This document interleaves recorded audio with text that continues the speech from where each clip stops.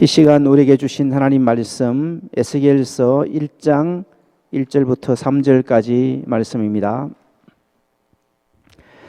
같이 읽겠습니다. 30째 해 넷째 달 초닷새에 내가 그발 강가 사로잡힌 자 중에 있을 때에 하늘이 열리며 하나님의 모습이 내게 보이니 여호야긴 왕이 사로잡힌 지 5년 그 달 초닷새라. 갈대아 땅 그발 강가에서 여호와의 말씀이 부시의 아들 제사장 나 에스겔에게 특별히 임하고 여호와의 권능이 내 위에 있으니라. 아멘. 에스겔의 비전이라는 제목으로 이경실 목사님 말씀 전해주시겠습니다. 선지서 가운데서 에스겔서를 보시면은 에스겔서는 마치 일기를 쓰듯이 날짜가 정확하게 기록되어 있습니다. 오늘 본문을 볼 것 같으면 에스겔 선지자가 에스겔서를 기록하기 시작한 그때는 30살 나이가 되었을 때에 이 성경을 기록했다라는 것입니다. 30살이 되었을 때에 하늘이 열리는 하나님께서 그에게 다가오시는 놀라운 경험을 했다라는 것입니다. 이때가 언제입니까? 1절을 볼 것 같으면 30째 해 넷째 달 초닷새라.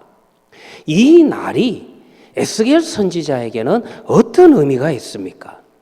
또 계속해서 볼 것 같으면 이 날에 에스겔 선지자가 지금 어디에 있는지도 기록되어 있습니다. 그발 강가라 그렇게 기록되어 있고 그의 상태는 사로잡힌 자 중에 하나다라고 그렇게 또 기록되어 있다라는 것입니다. 쉽게 이야기하면 이때는 주전 597년 바벨론에 의해서 예루살렘이 망하고 난 다음에 유다가 망하고 난 다음에 이 예루살렘에 있었던 중요한 사람들은 전부 다 바벨론의 포로 수용소에 갇혀 있는 그와 같은 시기였다라는 것입니다. 잡혀온 지 5년이 지났습니다. 그가 바벨론 땅으로 포로가 되어서 잡혀왔을 때는 25살의 나이였다라는 것입니다. 25살의 나이에 잡혀와서 지금 이 시점은 30살이라는 것입니다. 여러분들 한번 생각해 보시길 바랍니다. 25살부터 30살. 어떻게 보면은요, 인생에 있어서 가장 아름다운 시기가 그 시기입니다. 어떻게 보면은 인생에 있어서 또 한 번 꿈을 꾸고 또 한 번 힘을 낼 수 있는 내 미래에 대해서 장밋빛과 같은 그런 생각을 할 수 있는 나이가 25살부터 30살이라는 것입니다. 그런데 에스겔 선지자는 이 나이에 그와 같은 상황에 처해 있는 것이 아닙니다. 그에게 있어서는 이 상황이라고 하는 것은 미래를 전혀 볼 수 없는, 미래가 전혀 열리지 않는 그런 상황 속에 에스겔 선지자는 놓여 있다라는 것입니다. 땅의 현실이 억압적이고 절망적인 그런 상황 속에 그는 놓여 있다라는 것입니다. 그러나 여러분들이요, 아무리 이 땅의 현실이 억압적이고 절망적이라 할지라도 그와 같은 상황 속에서 우리는 그 힘을 가지고 하늘을 두드리는 간절함을 더해가야만 될 것이라는 것입니다. 실질적으로요, 우리는 목사님을 통해서 이런 설교 말씀을 참 많이 듣습니다. 저도 목사인지라 그런 설교를 자주 합니다. 우리가 평상시에 하나님의 말씀을 많이 듣고 그리고 기도하면서 우리 신앙의 내공을 키워야 된다. 근력을 키워야 된다. 근육을 만들어 나가야 된다. 그런 이야기를 사실 목사님들은 설교를 많이 합니다. 그렇지만은 이 자리에 서 있는 이경실 목사 역시 솔직하게 고백을 하자면은 언제 나의 기도가 간절하냐 하면은 형편이 어려울 때, 인간적으로 생각할 때, 절망적인 상황 속에 놓여 있을 때 내 스스로 하나님 앞에 엎드린다라는 것입니다. 내 스스로 하나님 앞에 엎드려서 하늘 문을 두드리는 그 간절함을 더해가게 된다라는 것입니다. 자, 이런 상황 속에서 우리는 무엇을 하여야 합니까? 정체성이 있어야 됩니다. 오늘 본문을 볼 것 같으면은 에스겔 선지자는 이 성경을 기록하면서 자기 자신에 대해서 어떻게 소개를 하고 있습니까? 부시의 아들 제사장 나 에스겔. 일반적으로 여러분들 선지서를 다 읽어보시면은요, 누구의 아들 누구라 그렇게 소개하는 것은 굉장히 일반적인 겁니다. 그런데 에스겔 선지서만은 다릅니다. 부시의 아들 나 에스겔, 제사장 나 에스겔 이렇게 소개하고 있다라는 것입니다. 그러나 솔직히 제사장이 맞습니까? 제사장이라고 하면 성전이 있어야 되죠. 제사장이라고 하면은 성전에서 제사 업무를 담당하고 있어야만 되지요. 그런데 지금 이 상황에 놓여 있는 에스겔 선지자의 에스겔 선지자의 상황은 어떠한 상황입니까? 제사장이 과연 맞습니까? 성전은 파괴되었습니다. 성전이 없는데, 제사드릴 이스라엘 백성들이 없는데, 제사인이 없는데 제사장이 무슨 소용이 있습니까? 그는 지금 바벨론 땅에 포로로 잡혀왔어요. 그리고 그는 그 땅에서 포로 수용소에 갇혀있는 몸이 되어 있다는 것입니다. 그러나 이와 같은 상황 속에서도 에스겔 선지자는 내가 제사장이라고 하는 이 사실을 망각하지 않고 있다는 것입니다. 무엇이 절망을 이기는 힘입니까?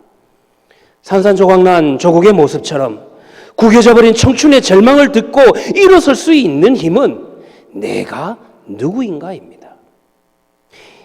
이 천지를 창조하신 하나님 앞에서 내가 과연 어떤 존재인가? 그것을 잊지 말아야만 된다는 것입니다. 내가 누구인지 알 때, 인생의 소망을 하나님 앞에서 설정해 놓을 때 외부 환경이 아무리 절망을 강조한다 할지라도 우리는 환경의 지배를 받지 않는다는 것입니다. 외부의 참혹한 현실에 대해서 응전할 수 있는 내적인 힘은 하나님 앞에서 내가 누구인가라는 자아에 대한 정확한 인식에서 출발할 수 있다는 것입니다. 솔제니친이 쓴 이반 데니소비치의 하루라고 하는 그런 소설이 있습니다. 아주 단편 소설인데 그 책을 읽어볼 것 같으면 그 책의 주인공이 이반 데비소비치인데요. 참 발음이 잘 안 되네요. 근데 이반 데비소비치가 그의 포로 수용소에 갇혀 있는데 동료 포로들에게 이렇게 이야기를 합니다. 주인공은 동료 죄수들에게 자기의 종엄성을 지키라고 그렇게 권고를 합니다. 우리가 아무리 배가 고프다 할지라도 밥그릇을 개처럼 핥아먹는 그런 모습을 간수들에게 보이지 마라. 그렇게 이야기를 합니다. 왜 그렇습니까? 만약 우리가 밥그릇을 개처럼 핥아먹는 모습을 간수들에게 보이게 되면 간수들은 우리를 인간 취급하는 것이 아니라 개 취급을 하게 될 것이다. 그런 이야기를 하는 것입니다. 우리는 누구입니까? 우리는 거룩한 하나님의 언약 백성입니다. 우리는 하나님의 거룩한 제사장입니다. 우리에게는 사명이 있습니다. 하나님과 이 땅을 중보할 사명을 우리에게 주셨다는 것입니다. 그때 그는 하늘이 열리는 경험을 하는 것입니다. 여기서 여러분들 하늘이 열리는 경험, 하나님께서 내게 다가오셨다라는 이 경험을 너무 신비스럽게만 생각하지 마시기를 바랍니다. 우리가 마침 기도원에 가가지고 한 3일 동안 금식 기도하면서 이상한 환상을 보는 것, 그것을 의미하는 것이 아닙니다. 산속에 들어가서 며칠을 기도하는 가운데서 이상한 음성을 듣는 것, 그것을 말하는 것이 아닙니다. 여기에서 하늘이 열리는 경험을 했다라는 것은, 여기에서 하나님을 봤다라고 하는 것은 내 인생을, 그 참혹한 상황을 하나님의 시각으로 신앙적으로 조감해 볼 수 있는, 바라볼 수 있는 자리로 끌어올려졌다라는 그것을 경험했다라는 것입니다. 좀 쉽게 설명할까요? 지지난주죠. 우리 시지 쪽에 이제 새로운 야구장이 열렸습니다. 여기 야구에 관심 없는 분도 있겠지만 저는 야구를 매우 좋아합니다. 사실 미국에서 공부하던 시절에 솔직하게 이야기하면은 메이저리그 야구 보는 재미로 미국 생활을 버텼던 것 같아요. 그런데 제가 그 후에 네덜란드를 또 가서 좀 더 공부를 하게 됐는데, 네덜란드를 가니까 정말 이 나라 사람들이 이상한 사람들이라고요. 야구를 안 해요. 오직 아침과 점심과 저녁 뭐만 하냐면 축구만 합니다. 전 축구는 별로 관심 없거든요. 그래서 네덜란드에 머물렀던 6년 동안의 생활이 저에게 있어서는 정말 지옥과도 같은 그런 시간들을 좀 보냈던 것 같습니다. 저희 동네, 제가 시지에 살고 있기 때문에 저희 동네에 드디어 바라던 야구장이 다 만들어졌습니다. 개막식 날에 제가 섬기고 있는 교회의 청년들을 다 꼬셔가지고, 사실 그날이 금요일이잖아요. 금요일 날은 교회에 다 그 금요 기도회가 있는데, 오늘 여기 우리 교회 원로 장로님 안 왔기 때문에 이야기 다 해도 됩니다. 그래가지고 우리 청년들 다 꼬셔가지고 그래서 야구장 갔습니다. 가자, 거의 다 가자. 그런데 가가지고 근데 우리가 늦게 또 표를 사다 보니까 좋은 자리는 없고 제일 내야 제일 꼭대기에 그 자리를 사가지고 그 자리에 앉아서 봤습니다. 와, 얼마나 멋지던지. 그야말로 아파트 제가 볼 때는 5층 높이보다도 더 높은 것 같아요. 그런 높은 자리에서 앉아가지고 야구를 딱 보는데 이 시야를 가리는 것도 없어요. 전에 야구장은 1948년도에 지어가지고 기둥들이 중간중간에 있어서 시야를 가리는 게 너무나도 많았습니다. 그런데 이번 야구장은 제가 지금 야구장과 선전하는 것 같은데 이번 야구장은 시야를 가리는 기둥이 없는 거예요. 정말 잘 만든 거예요. 마치 미국의 메이저리그 야구장처럼 만들었더라고요. 거기에서 보니까 야구장이 한눈에 들어옵니다. 투수, 포수, 내야수, 외야수까지 지금 어떻게 수비 위치를 잡고 있는지 한눈에 보여요. 여러분들이 집에서 테레비로 야구를 보면 어떻습니까? 일반적으로 집에서 테레비를 가지고 야구를 보면은 이 카메라 앵글이 투수와 포수와 타자 요것만 이렇게 딱 잡아가지고 보여줄 때가 많아요. 그런데 이번에 새로 만든 그 높은 위치, 아파트 5층 높이에서 야구장을 바라보니까 전체 이 9명의 수비하는 야구 선수들이 한눈에 보이더라는 것입니다. 바로 이겁니다. 그는 하나님의 자리에서 지상 역사를 전망하고 분석하는 그런 경험을 하게 되었다라는 것입니다. 하나님의 관점으로 지상의 역사와 인생을 완전히 새롭게 보는 시각이, 영적인 시각이 그에게 열렸다라는 것입니다. 이것이 하늘이 열리는 경험이라는 것입니다. 그런데 여러분들, 이런 경험을 또 한 거는 좋은데 지금 이 순간에 이 경험을 한 구체적인 장소는 어디입니까? 지금 이 경험을 한 장소가 그가 정말 하나님이 계시는 천국에 올라가서 거기에서 이 경험을 했습니까? 아니지 않습니까? 그래서 이 땅에서 경험한 거예요. 그래서 이 땅의 날짜가 정확하게 기록되어 있습니다. 이 땅에 그 순간 그가 어디에 있었는지 위치까지도 정확하게 기록하고 있다는 것입니다. 그때 그 순간 그가 있었던 위치는 그발 강가입니다. 그발 강가는 여러분들 우리가 강가라고 하면은 여러분들 굉장히 우리가 낭만적으로 생각을 하는데 이때 당시에 바벨론 제국은 그들이 팔레스타인 지역에서 잡아온 포로민들을 전부 다 포로 수용소를 그발 강가에 만들어서 거기에다가 수감을 시켜놨다라는 것입니다. 쉽게 이야기해서 포로들의 집동 거주지 포로 수용소라는 것입니다. 거기에 갖다 놓은 것은 그 사람들로 하여금 여기에서 강변을 해서 경치 좋은 곳에서 요양하고 있어라, 수양하고 있어라, 즐겨라 그런 뜻이 아닙니다. 바벨론 제국은 그발 강가에 운하 작업을 하고 있었어요. 이 운하 작업을 하는 데 있어서 남의 나라에서 잡아온 이와 같은 포로민들을 이와 같은 국가 사업에 다 노예로서 투입을 하는 것입니다. 고대 사회에서 이런 대규모 건축 사업을 하게 되면은 어느 정도 인구가 사라지냐면은 절반 가까운 인구가 사라집니다. 죽든지 말든지. 먹을 것도 조금 주고 워낙 열악한 환경 속에서 이와 같은 대규모 건축 사업을 하다 보니까 그들은 죽어나가는 것입니다. 죽어도 눈 하나 깜짝 안 해요. 왜? 이들은 노예니까. 이들은 조국이 망한 자들이니까. 그래서 시간이 좀 됐지만은요, 이때 당시 그들의 심정이 어떻게 표현되어 있는지 여러분들 나중에 보시면 한번 그냥 잠깐 한번 읽어만 드릴게요. 이때 당시 이 그발 강가에 포로로 잡혀왔던 이스라엘 백성들의 심정은 시편 137편에 기록되어 있습니다. 시편 137편을 볼 것 같으면은 1절에 우리가 바벨론의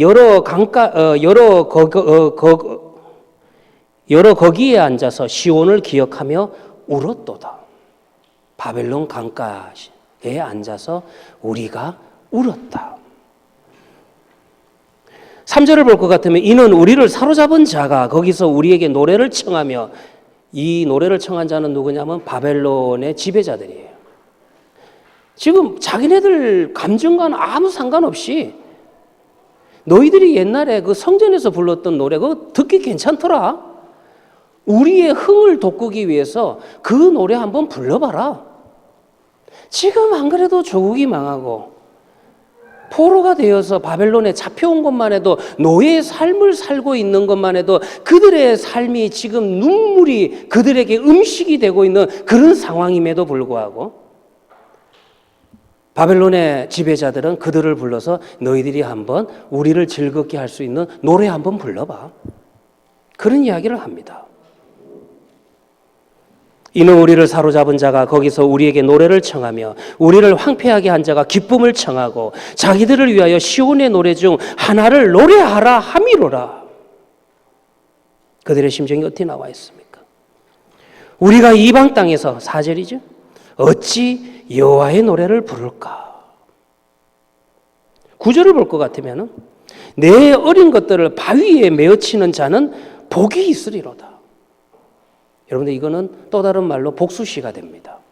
여러분들 약간 신학적인 이야기인데요.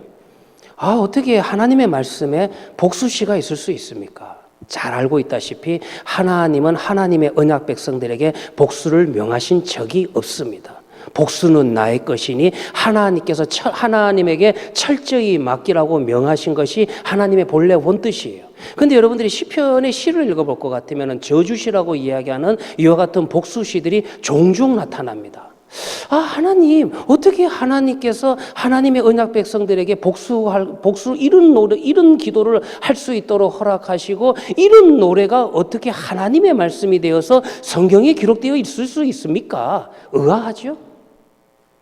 하나님은요, 우리로 하여금 감정까지도 다 속이지는 말라는 거예요. 실질적으로 그들이 이와 같은 복수하고 싶은 마음이 있겠죠. 그러나 그 감정을 하나님 앞에 갖고 와서 하나님 앞에 기도하는 것입니다.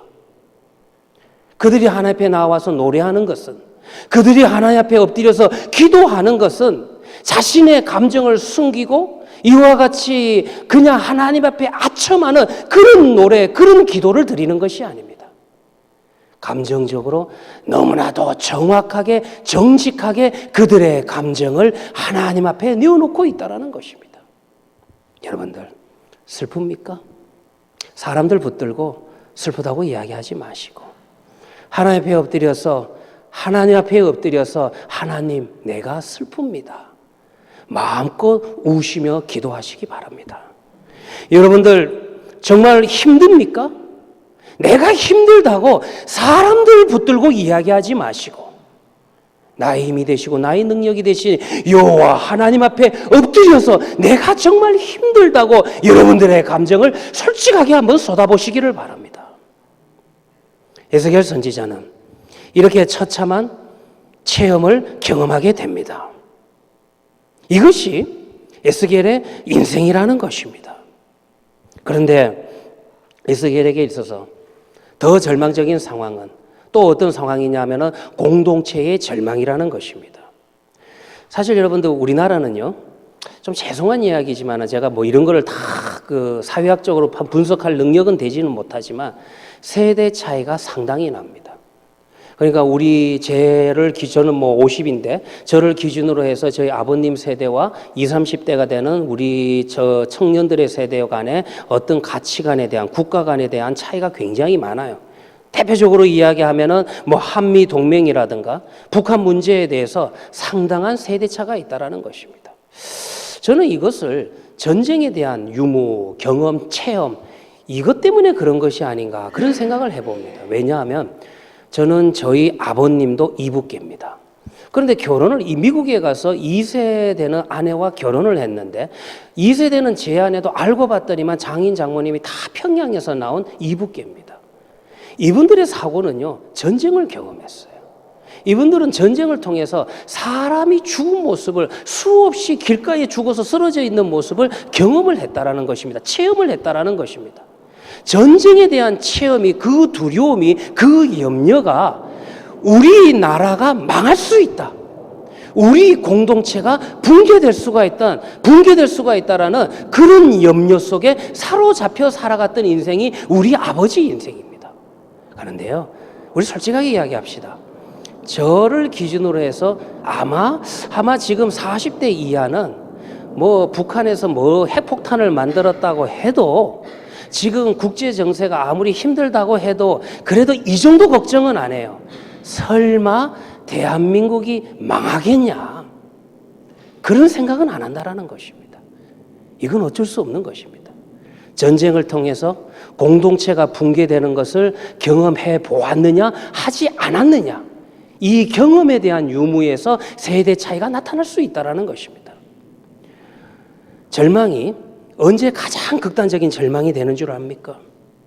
나라는 개인이 아무리 몸부림치고 애써도 나를 에워싸고 있는 공동체가 망할 때 함께 망하는 경험이 있으면은 그 절망이라고 하는 것은 헤어나올 수 없는 절망을 경험하게 된다는 것입니다.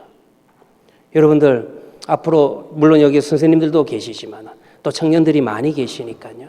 학교를 졸업하고 회사 사회에 한번 진출해 보세요.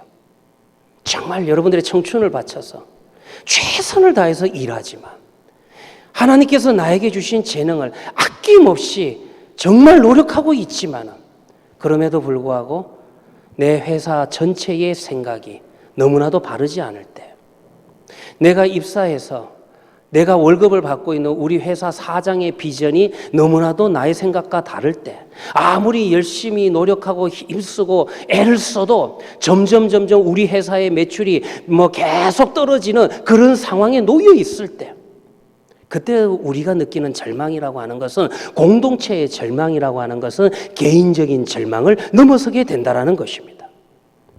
이와 같이 공동체의 절망을 경험하게 되면, 그 좌절감을 맛보게 되면 그것은 그야말로 극단적인 경험을 하게 된다는 것입니다. 우리는 어떻게 이와 같은 절망 속에서 헤쳐나올 수 있습니까? 하늘이 열리는 그 경험을 통하여서 이 땅의 절망을 넘어설 수 있다는 것입니다.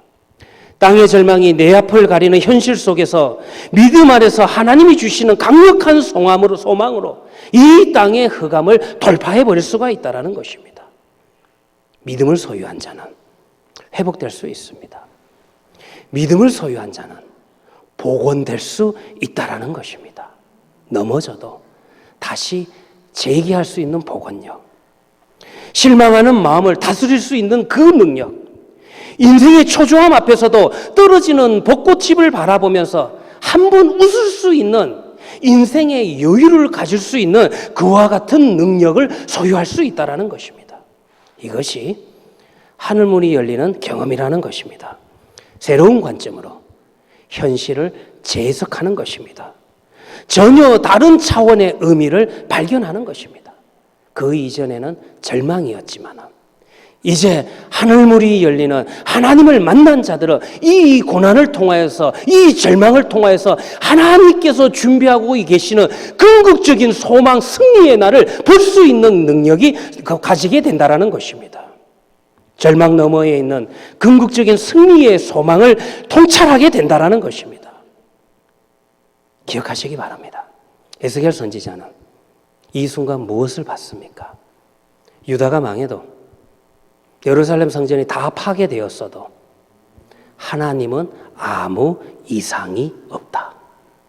내 인생이 어떠하다 할지라도, 한치 앞을 바라볼 수 없는 그런 현실이 나를 감싸고 있다 할지라도 지금 이 순간 내 인생을 붙들고 있는 하나님의 그 능력의 손길은 아무 이상이 없습니다. 기도하도록 하겠습니다. 사랑의 주 하나님 아버지,